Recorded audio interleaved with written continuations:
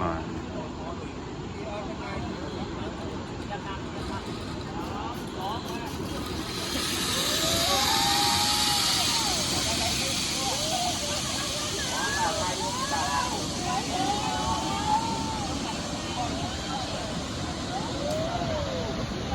ก็แล้วพี่คิวเดี๋ยวคิวมาก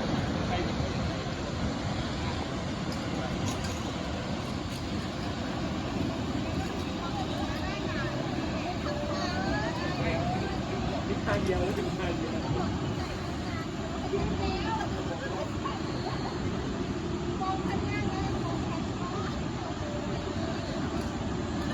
เดี๋ยวจะไป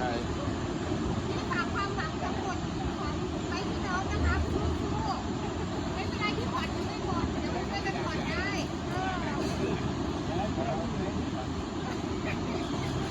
ฮัลโหลทำอะไร